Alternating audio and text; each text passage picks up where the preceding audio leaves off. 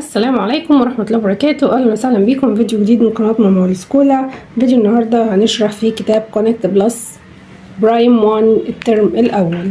احنا السيشن اللي فات كنا خلصنا يونت 1 وعملنا ريفيجن عليها. النهاردة هنبدأ في يونت 2.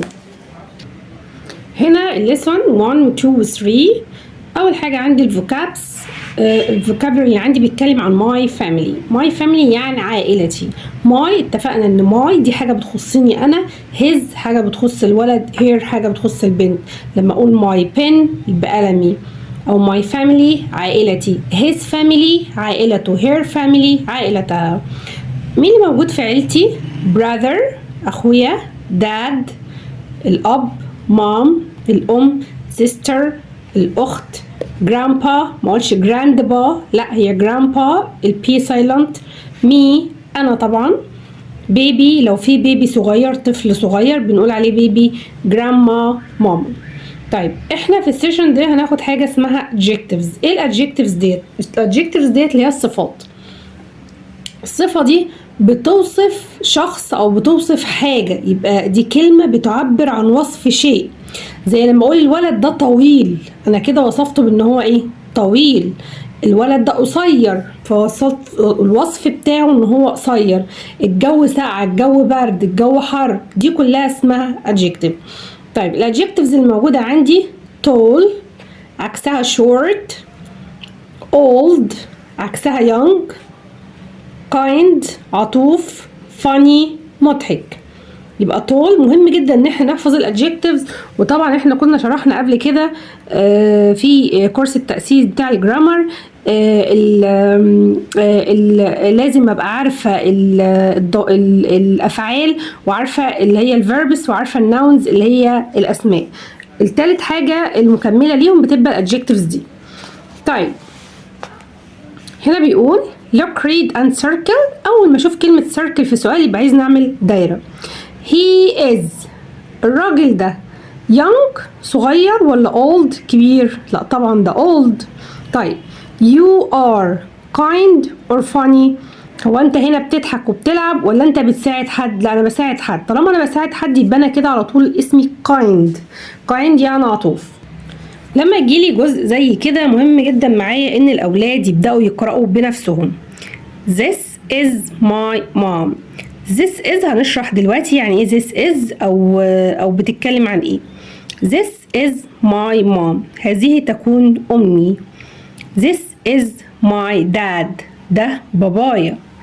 I have a brother. احنا اتفقنا قبل كده احنا بنيجي نتكلم عن حاجه انا بملكها بقول I have. فانا هنا بقول انا عندي اخ، عايزه اقول ان انا عندي اخ، فهقول ايه؟ I have a brother. His name is يونس. I have a brother. His name is يونس. أنا عندي أخ اسمه، طبعا قلنا إيه his name، ما قلناش my name. ليه قلنا his name؟ عشان أنا بتكلم عن أخويا وأخويا ده ولد. I have a sister. أنا عندي أخت. Her name is داليا. She is a baby. هو هنا وصف أخته إن هي baby. She is a baby. وهنعرف دلوقتي إن إحنا بنستخدم verb to be للوصف. I love my family. أنا بحب عيلتي. طيب تعالوا نشوف اللانجوج الموجودة عندي ونبدأ ناخد في الجرامر ونشرحه بالتفصيل جزئية جزئية. أول حاجة هو هنا بيقول لي who is this؟ This is my كذا. This is my brother. This is my sister وهكذا. طيب يا مس أنا عندي عشان أقدم شخص قريبي، طالما ده قريبي يبقى هقول this is، ما ينفعش اقول that is. ليه؟ لانه قريبي. واحنا عارفين ان انا لما باجي اتكلم عن حاجه قريبه مني، يعني مثلا لو انا هشاور على القلم دوت وهقول ده قلم وانا ايدي قريبه منه فهقول this is a pen. طب لو ايدي بعيده عنه هقول، او هو بعيد عني هقول that is. طيب قرايبي دول ناس قريبين مني ولا ناس بعاد؟ لا قريبين، حتى لو هم مسافرين مثلا بس هم في الاخر قرايبي. يعني لو عمي مسافر او في حته بلد تانية هو كده بعيد ولا قريب؟ هو اسمه قريبي، فده مني، ده شخص قريب مني، فهقول عليه this is my. طب this is my هيجي بعديها شخص واحد ولا ناس كتير؟ يعني ينفع اقول this is my sisters ولا this is my sister؟ لا هقول this is my sister. ليه؟ عشان this is بتيجي للمفرد. this is بتيجي للمفرد، فهقول this is my sister, this is my brother, this is my grandpa, this is my cousin, this is my dad, this is my mom، وهكذا.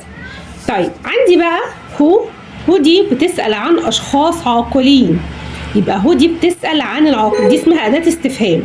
أداة استفهام بتعمل إيه؟ بتسأل. طيب أنا لما هقول who is this، لما هقول who is this عايزة أجاوب عليها يا مس. أنا عندي لما باجي أجاوب على أداة استفهام يعني سؤال، بلغي أداة الاستفهام اللي هي هو أو what أو where أو when. أول حاجة عندي هلغي أداة الاستفهام دي كده، هشطب عليها وهعمل مقص كده. يعني ايه هعمل مقص يا مس؟ يعني الكلمة التانية هجيبها الأول والكلمة الأولى هجيبها التانية. فهبدل ازاي؟ هجيب this، وطبعا المفروض تبدأ بحرف كابيتال عشان هي جاية في أول الجملة، وإز هجيبها الناحية التانية أهي this is. والمس قالت لي لما بتسأل عن حد قريبي فبقول my، فهقول this is my brother مثلا، وحط نقط عشان انا كده خلصت الجمله.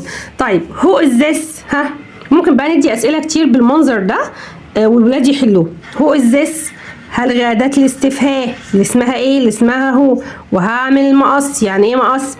يعني الكلمه التانية هجيبها في الاول بس لازم تبدا بحرف كابيتال، والكلمه التانية هتيجي هنا بس طبعا مش تبدا بحرف كابيتال. this is my طالما بسال عن حد قريبي، my اي حاجه بقى، my sister, my brother, my dad, my mom، اي حاجه. طيب دي اول حاجه. بعد كده بيتكلم عن، بيقولك لو انت حابب تسال عن العيله فهتستخدم do you have a brother, do you have a sister, do you have a مش عارفه ايه. طيب هو ايه do دي اصلا؟ do دي تعالوا ناخد verb to do وناخده بالمره ونشرحه للولاد لانه مهم جدا ان الولاد يبقوا عارفين.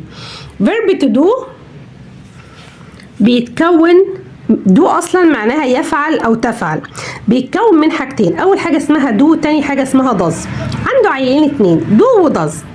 دو دوت في ناس بتحبه وبتيجي معاه من البروناونز اللي هما I وي ويو وزي والجمع. اي حاجه جمع بتيجي مع دو. طب حد يسالني ويقول لي طب يا ميس اي ديت يعني انا وده واحد بس، ازاي جه مع دو؟ هرد عليك واقول لك ان اي بتعامل معامله الجمع، فهي بتيجي مع دو ما بتجيش مع ضز. هو الصح بتاعها ان هي المفروض تيجي مع ضز لان هي مفرد يا ميس، وانت قلت لنا ان المفرد بيجي معاه ضز، هناخدها دلوقتي. لا هي اي بتعامل معامله الجمع فبتيجي مع اي ووي ويو وزي والجمع. طيب ضز بقى اي حاجه مفرد هتيجي فيها، هتيجي معاها ضز، زي هي وشي وات وكات ودوج. هو كات واحد، دوج واحد، بن واحد، اي حاجه واحده فبتيجي مع ضز. طب الجمع ده اللي هو ايه؟ لما اقول كاتس، كاتس دول كتير يبقى يجي مع دو، دوجز كتير يجي مع دو، بنز كتير يجي مع دو. طيب هنا ممكن ندي تمرين زي كده عشان اتاكد ان الولاد حفظوا دو بتيجي مع مين وضز بتيجي مع مين. اقول لك choose do or does. منى هتاخد دو ولا داز؟ منى دي واحده ولا كتير؟ لا دي واحده. طب الحاجه الواحده المفرد بتاخد، او هي وشي وات بتاخد مين؟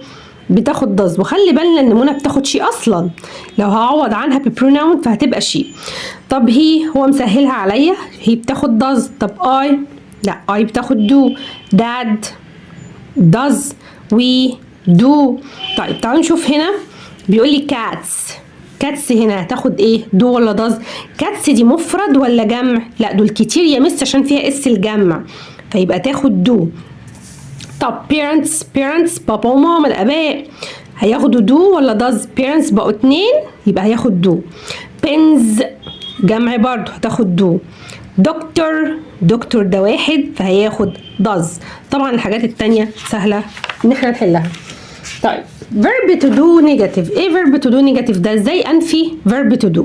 هحط له نوت بعد دو وداز، يبقى verb to do بنفيه بان انا بحط نوت بعد دو وداز.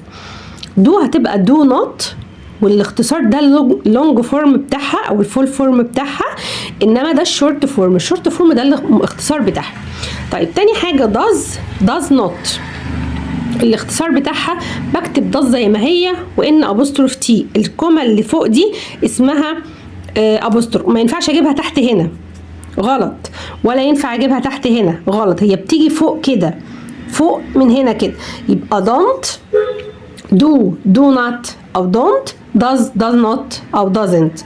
ده النيجاتيف بتاعها عشان هنستخدمه دلوقتي حالا في الكويستشنز.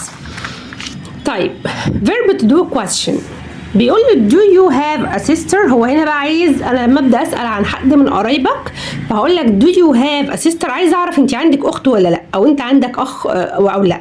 فهقول لك ايه do you have a sister، لازم احفظ السؤال ده do you have a كذا do. طب هو هنا كاتب لي ليه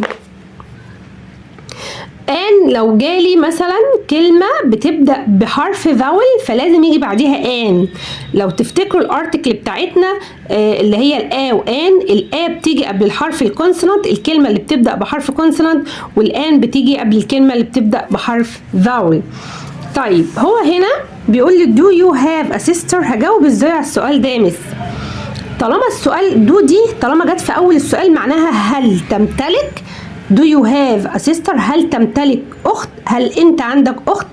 فهجاوب عليها يا اما بيس، ويس لازم يجي بعديها علامه كده، يا اما بنو، ولازم احفظ كلمه يس وكلمه نو. لو هقول يس هعمل مقص كده، دي هنا ودي هنا، بس خلي بالي ان يو في السؤال بتتحول لاي في الاجابه. يعني do you have a sister؟ yes، وهجيب دي يو هنا بس هخليها ايه؟ yes I، وهجيب دو هنا يبقى yes I do. طيب لو نو، اول ما اشوف نو يبقى احط نوت في الاسيستنت فيرب اللي هو do او does او is او am او is او are. يعني ايه يا مس؟ نو برضو هعمل مقص واجيب يو هنا، بس يو طبعا هحولها لاي، ودو هكتبها زي ما هي، بس طالما نو هحط نوت هنا no I don't او no I do not. طيب do you have a brother؟ لو هجاوب برضو هجاوب بيس واعمل كوما، او نو واعمل كوما، يس وهعمل ايه؟ هجيب دي هنا ودي هنا، بس ديت هتعمل ايه؟ المس قالت لي اول ما تشوف يو في السؤال هتحولها لاي في الاجابه. yes I do مثبته. طيب في النفي بقى المس قالت لي هكتب I don't. ليه don't؟ عشان ده في نو، طالما في نو لازم يبقى فيه not. طيب هنا بيقول لي what's his name او her name. فبقول his name او her name is كذا. طيب ايه his و her دي؟ احنا طبعا عارفين ان انا بتكلم عن ولد عايزه اقول قلمه، كتابه، اسمه، فبقول his name، his pen، his book، his cat، اي حاجه بتخص الولد فهقول عليها his. her name اسمها، her pen قلمها، her dog الكلب بتاعها. طيب ايه what دي؟ what دي اداه استفهام بمعنى ما او ماذا، بتسال عن اشياء بمعنى ما او ماذا. فهقول what's، مش انا بقول what's your name، بس انا دلوقتي مش عايزه اسال عن اسمك انت، انا عايزه اسال مثلا عن اسم اخوك، فاخوك ده ولد، فهقول ايه؟ what's his name. طيب عشان اجاوب على السؤال ده هعمل ايه؟ هي what's دي الاساس بتاعها what is، بس ده الشكل، ده الشكل الفول فورم او اللونج فورم، وده الشورت فورم، فما تخمش فيها وابقى فاهم وواعي ان ديت what is مش what بس. طيب فانا هعمل ايه؟ هلغي اداه الاستفهام بس من غير الاز، واقوم عامل مقص واكتب his name على بعضها كده. هاخد دي، ما هي هيز ما ينفعش اجي هيز لوحدها بس. his name اسمه، his pen قلمه، his book كتابه، هاخد his name ديت على بعضها واقوم كاتب is، عملت مقص اهو is كذا، his name is احمد، his name is محمد، his name is اي حاجه. طيب هنا what's her name؟ هلغي برضو اداه الاستفهام اللي اسمها what، واقوم جايب her name على بعضها كده هنا، واقوم جايب is هنا، يبقى here الاتش سايلنت، her name قصدي كابيتال is منى مثلا، her name is هنا، his name is كذا كذا كذا. طيب بصوا بقى في الجزئيه ديت مهمه جدا. بيقول describing yourself and others، يعني ان انا لو عايز اوصف نفسي او الاخرين هعمل ايه؟ بستخدم verb to be للوصف. هوصف نفسي او هوصف اي حد، طبعا verb be معناه يكون او تكون. طب verb to be دوت بيتكون من 3 حاجات، عنده 3 عيال am و is و are. verb to be راجل مجنون سمى كل عياله يكون. am و is و are يعني يكون. am دوت بيجي مع حاجة واحدة بس، مع I. انا منين ما اشوف I يبقى هتيجي مع am، ومنين ما اشوف am هتيجي مع I. ما ينفعش دي تيجي مع اي حاجة تانية غير دي، ولا دي تيجي مع حاجة تانية غير دي. is بتيجي مع he و she و it والمفرد. are بتيجي مع we و you و they والجمع. طيب هنا بيقول choose، اختر am or is or are. ده تمرين كده ان الولاد يبقوا عارفين، هو مش موجود في الكتاب أو يعني في الشرح بتاع الجرامر ده، بس انا عايزه الولاد يبقوا متمكنين منه وحافظينه. فاي هتيجي مع am وام، مش اهي اي هتاخد ايه am، هي تاخد is، dad is، she is، they are. طيب لما اقول pens دي كتير ولا جمع؟ لا جمع كتير، دول جمع كتير مش مفرد، فهتاخد ار. دوجز ده واحد ولا كتير؟ كتير عشان في اس يبقى تاخد ار. انتس النمل. طب داد اند مام، داد اند هي، بابا وهو 2 فياخدوا ار. انتس تاخد ار. طيب عشان بقى اوصف، فاحنا هنستخدم الجمله، هنرتبها ازاي اعمل جمله اوصف بيها شخص. اول حاجه بيجي البروناون. البروناون دوت اللي هو هي she it they we you، ايه فده اسمه بروناون. بعد كده هيجي verb to be، طبعا لو هي يبقى هتاخد is، لو we يبقى هتاخد are. adjective اللي هو الصفة اللي احنا اتكلمنا عليها في اول الشرح، وقلنا الادجكتيف ديت اللي هي الصفة. طيب لما اجي هقول he is funny، هو مضحك او هو يكون مضحك، ده المعنى الحرفي بتاعها، بس انا بقول هو مضحك، الصفة بتاعته ان هو مضحك. she is short، هي قصيرة. you are kind، انت عطوف. they are happy، هما فرحانين، وهكذا. طيب اهو I am short، he is funny، you are kind. يبقى I she he she you they we am او is او are على حسب كل واحدة، وبعد كده الادجكتيف. طيب طبعا الشرح ده كتير قوي ان هو يتاخد في حصة واحدة او يتاخد على مرة واحدة، بقدر اقسمه على مرتين او 3 على حسب استيعاب الولاد. طيب تعالوا نشوف بعد كده ازاي احل الاسئله بتاعه الليسون ده. اول سؤال هنا بيقول لي read and complete، هو مديني كلمات وانا هختار من الكلمات دي. بيقول لي is he، what is he، ولا who is he، ولا sister is he. الميس قالت لي who بتسأل عن الشخص العاقل، فيبقى هنا ايه who is he. طيب بعد كده نقط this is my ايه what، ولا this is my sister. طبعا انا خدت ديت فهعمل عليها علامه عشان كده خلاص خدتها، يبقى this is my sister. طيب بيقول هنا put a tick true or false. I have a sister، ده sister لا يبقى هكتب false.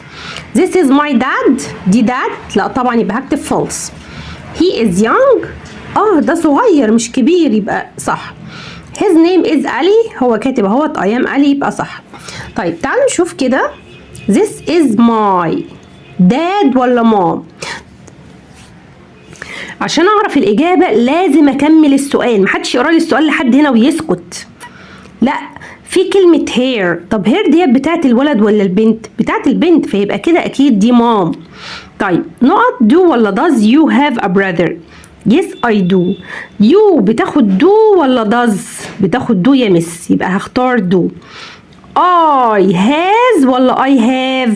لا I have، لأن I و we و you و they بياخدوا have، he و she و it والمفرد بياخدوا has. who is this ولا where is this؟ this is my dad. طبعا where معناها أين، احنا الميس قالت لي السؤال بتاعي اسمه who is this، يبقى هختار ايه who is. I have a sister. sister ديت ولد ولا بنت؟ ولد، يبقى تاخدوا his ولا تاخدوا here؟ ناخد here. he has ولا he have two brothers؟ he has. this is my mom or dad. his name is Ahmed. this is my dad. ليه؟ عشان اسمه his name أحمد. do you have a brother؟ no I do ولا no I don't؟ الميس قالت لي طالما no يبقى لازم don't. يبقى اختار don't. who not this. this is my sister. طالما هو بيقول لك this is يبقى who is this. do you have or has. طب انا عايزه اشرح لكم معلش have او has لان هو متكرره كتير وانا ما شرحتهاش معاكم دلوقتي. بصوا كده معايا بيقول لي verb to have. verb to have دوت have معناه يمتلك او عنده. اول حاجه بيتكون من has وتاني حاجه بيتكون من have. هو عنده ولدين، واحد اسمه has واحد اسمه have. has دي بتيجي مع المفرد. المفرد دوت اللي هو بيشتمل على مين؟ هي وشي وات واي حاجه مفرد.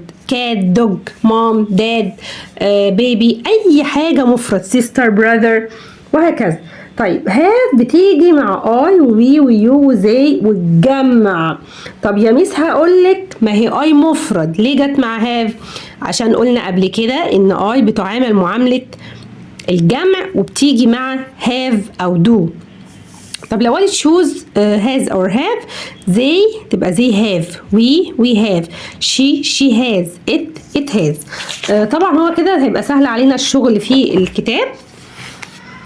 هنا بيقول لي do you. do you هتاخد ايه؟ هتاخد have. لازم احفظهم، مهم جدا. طيب do ولا does you have؟ طالما you يبقى هتاخد do. he not tall. he is ولا he are؟ هي المس قالت لي ان هي بتاخد is. they they هتاخد ايه؟ are. this is my ولا me؟ المس قالت لي ان my بتوصف الحاجة اللي بتخصني، فهقول my father، تبقى my father. his or her name is عمر. عمر ده ولد ولا بنت؟ ده ولد، فياخد his على طول. طيب القطعة دي من الحاجات السهلة جدا اللي باخد منها المعلومة من القطعة هنا وبشوف هنا صح ولا غلط. بيقول لك ويا ريت نحاول نخلي الولاد هما اللي يقروا القطعة دي. I love my family. I have one brother. يبقى عنده ايه؟ brother. his name is أحمد. يبقى عنده one brother والنيم بتاعه أحمد. I have a sister. عنده بنت. she's a baby. هي ايه؟ baby. her name is إسراء. my sister is a baby. هو جايبها لي اهو، يبقى الإجابة صح. I love my family. هدور على الجملة دي هنا موجودة. يا ميس دي موجودة في أول جملة اهي، يبقى هي كده صح. I have two brothers. بيقول I have one brother. اهي الجملة دي فين؟ اهي هدور على الجملة دي في القطعة. لازم اعلم الطفل ان هو يدور على الجملة في القطعة اللي موجودة قدامه. بيقول لك I have two brothers يبقى I have one brother. لا، يبقى هي كده الإجابة ديت. السؤال ده غلط. هنا unscramble الطفل هيعيد ترتيب الحروف. read and match. My grandpa is sister. جده. ما تيتا sister لا. طب تيتا old and kind كبيرة أو عجوزة وطيبة. طبعا يبقى هختار دي number 1. his name is his يبقى ولد. sister ولا عادل؟ عادل طبعا. هنا هكتب الكلمات الحروف الناقصة. طيب عشان أرتب الجمل دي طبعا هو بيقول لي ابدأ بنو. no don't I ولا no I don't؟ مين اللي حلوة كده على ودني؟ no I don't. no بتيجي وبعديها البروناون وبعديها do أو does. طيب have you do a brother. طيب أول حاجة هبدأ بيها بالحاجة اللي هو مديهاني أصلا متلونة أو تحتيها خط، فدو. دو هيجي بعديها إيه؟ بعديها البروناون. البروناون هنا إيه؟ have ولا you ولا a brother؟ لا، هو أصلا السؤال المفروض إن أنا حافظاه أصلا، فهقول do you have a brother. he is kind. فين الكايند هنا؟ أكيد طبعا اللي بيساعد الولد ده الكايند. this is my family. أهي هكتب الرقم بتاع السؤال ده نمبر 2، فهكتبه هنا في النجمة دي. he is tall أهو هكتبها هنا. he is a baby هكتبها هنا. my grandma is old هكتبها هنا. this is my grandma هكتبها. دي سهلة جدا. طبعا فيديو النهارده كان طويل جدا، بس هو مش هينفع ان انا اشتغل الدرس دوت مره واحده مع الولاد، لازم اقسمه على كذا مره علشان يبقى سهل وبسيط بالنسبه لهم. اتمنى الفيديو بتاعي النهارده يكون عجبكم. ما تنسوش في لايك وشير وسبسكرايب وتفعلوا الجرس لو بتشوفوني لاول مره. والسلام عليكم ورحمه الله وبركاته.